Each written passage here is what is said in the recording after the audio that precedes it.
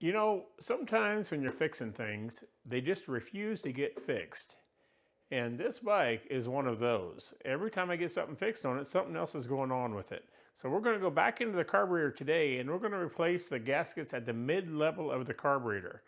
And I'll walk you through that process. Right now, we just got to get the carb off of it, get it back on the bench, and head into it.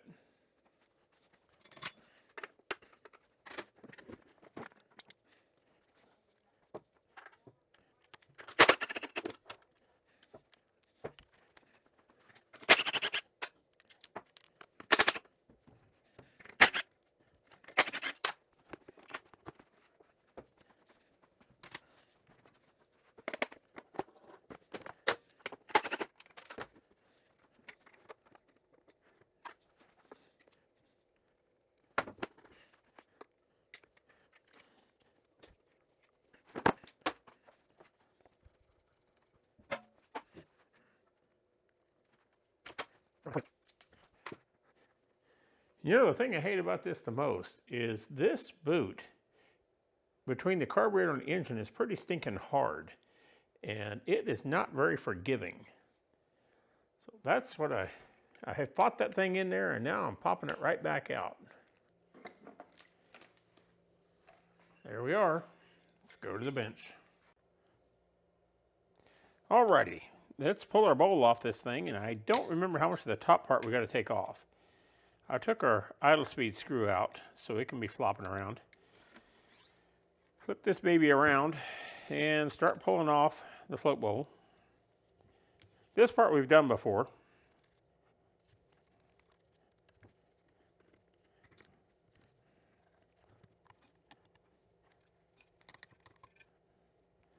Get my float. God darn it. Fight, fight, fight. All the time. Take out our float pin, then we'll grab our float needle. Then I think we got to take this emulsion tube out to make this job easier. So let's grab a 7 or a pair of pliers, one of the two. Looks like I found pliers first.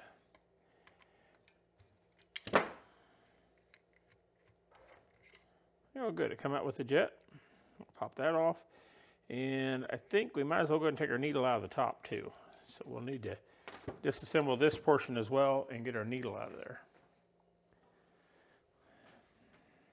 Oh, too big.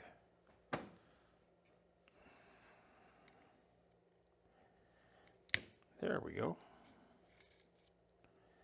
Remember, this back one here, the front one here, has a clippy on there to hold that wire.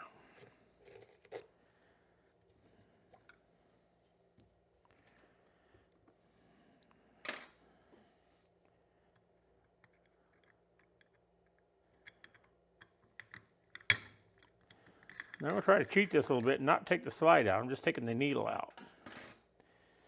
Got a place for some needle nose pliers. See if we can grab that baby. Nope. There we go. Needle is out. I think at that point we can go ahead and pop this bottom portion off. But I want to set this up in the vise and then get you repositioned. All right, there's 3-4 screws that hold this thing together here. This is not designed to be taken apart. And if you talk to anybody with the carburetor company, Keihin, they will tell you don't take this apart. But the aftermarket does make kits for it. And they're pretty good.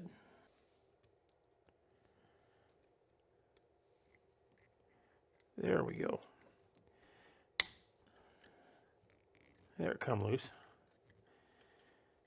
And they feel like they're Loctited as well. They do not want these out. That's why there's yellow paint on them.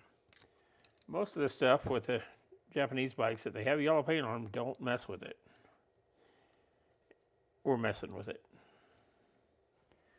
All right, now we're going to gently try to love this off here. Oh, I need to take my pilot screw out for sure.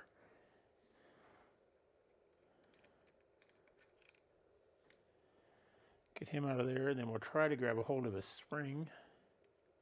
Oh, looks like I got 2 more screws in here. I forgot about those.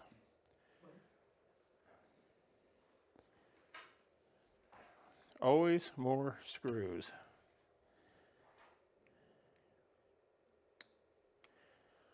And those are smaller.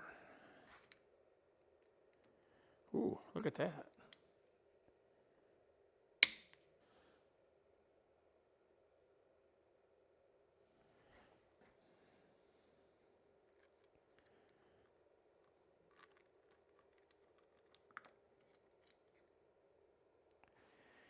There we are. We have a gasket in here that looks terrible. Gasket in here, and one that goes all the way around here. And then we have this gasket in here. See if I can get you a little closer here.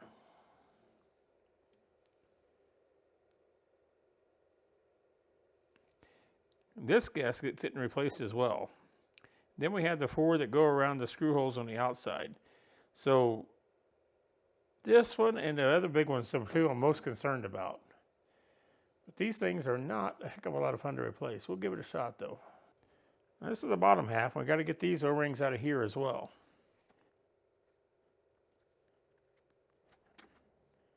There we go. That's all one gasket, one O-ring. Jeepers creepers. And then there's 2 square ones, one on each end here.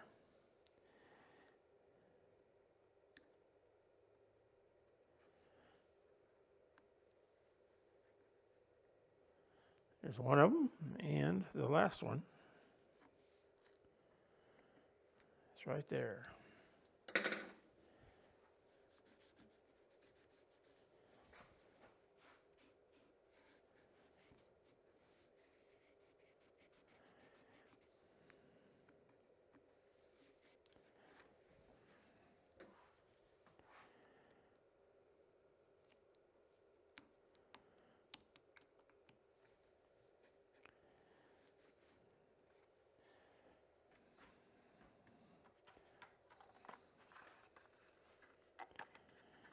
Now this is what we got. This is the All Balls from Western Power Sports Keihin mid-body gasket set. And it is just as finicky as you can imagine putting these in. Now this is the gasket that goes in this side. He goes on this way. We just want to see how well he's going to lay in there. We may need to get the grip glue out. Kind of stick this stuff into place a bit. Wow, look at that. He sits on there really good. The problem is there's gaskets on this half and the other half you're trying to put together at the same time. So that is impressive how well that fits together. How well that O-ring fits in there. Then we got our 2 square ones around the edges. Like that. Then this one over here. Like that. Now, this piece is pretty much ready to go together. The other piece, not so much. Alrighty, this is our upper carb body in here again. We got this crazy Martian crop circle looking gasket that goes in here. That's upside down. Let's try them this way or this way.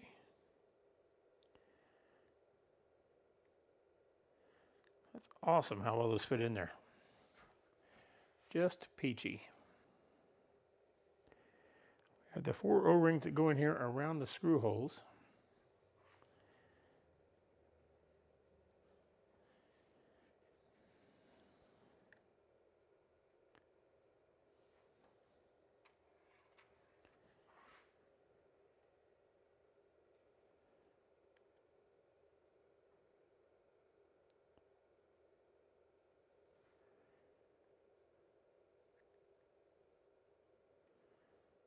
There we go.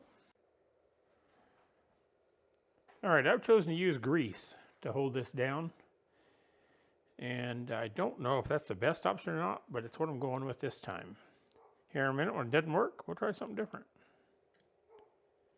And that's what I was afraid of. My square gasket just fell off.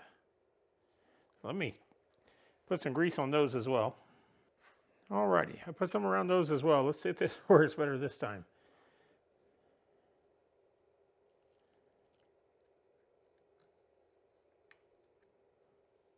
Ooh, that worked pretty good.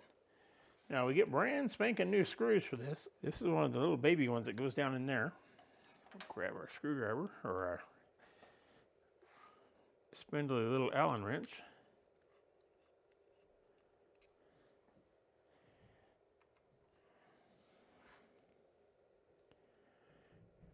Now with just the tiniest bit of luck, maybe all these O-rings stayed in place. I sure hope so.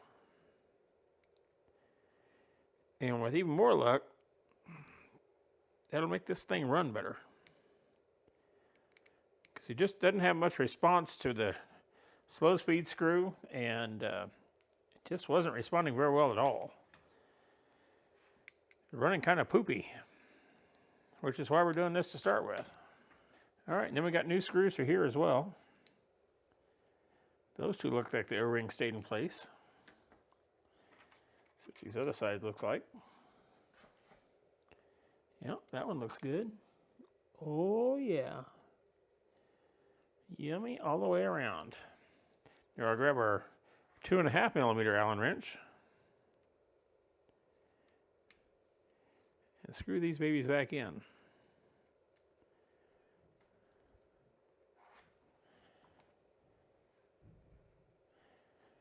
Maybe that's caught a little bit better. Go to the opposite corner and lightly snug this one up.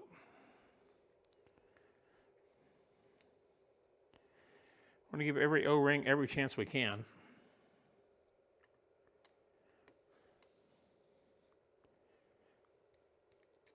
I know you can't see it, but this screw looks exactly like that screw. It's just on the other side.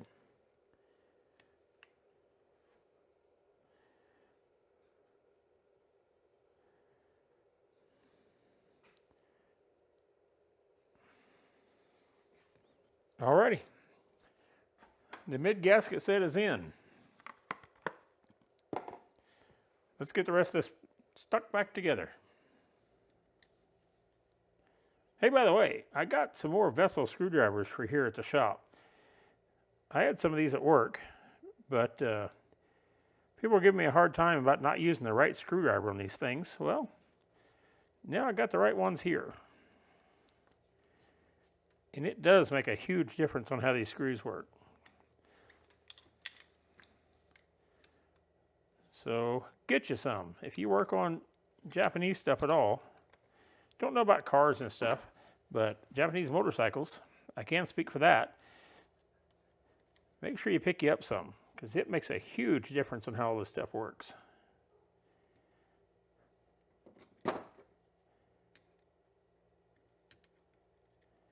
I'm going to put that on my screwdriver first, I reckon. There we go. These hold these on here pretty good.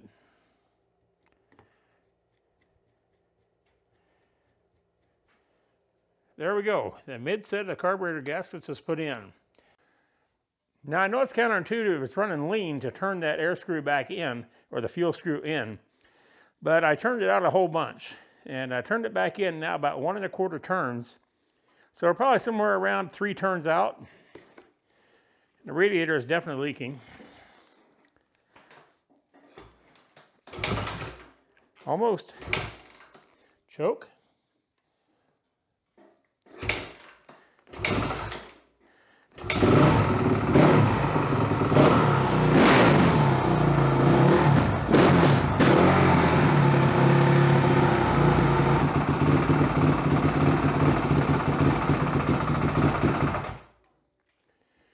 Yeah. Let's turn the idle back in. It's just the idle speed, not the idle mixture. Let's turn this back in a long ways and see if we can kind of catch it and then bring it back out real slow.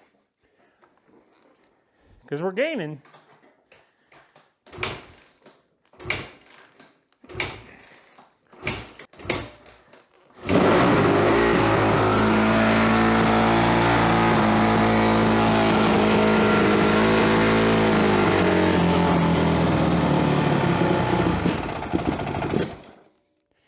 Well, that's why it wouldn't start. The idle was turned up way, way, way too high. Choke.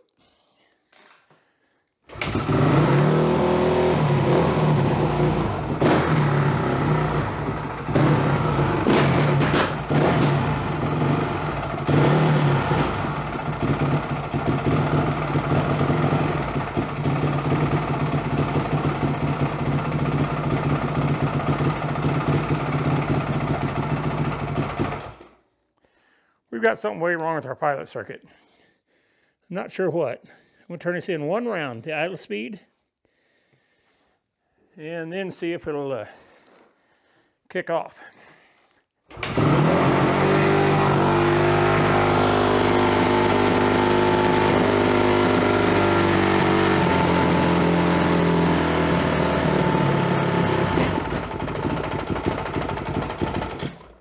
See how it idles way high and then all of a sudden it goes wrong, down to nothing? It's just running too lean on the low end. I'm going to have to pull that carb back off and check that pilot circuit out and see what's going on with it. Something funky's happening. So that'll be the next thing, is pull this carburetor back out for the third time and see what's going on with the pilot circuit. Awesome. We will make this thing run right.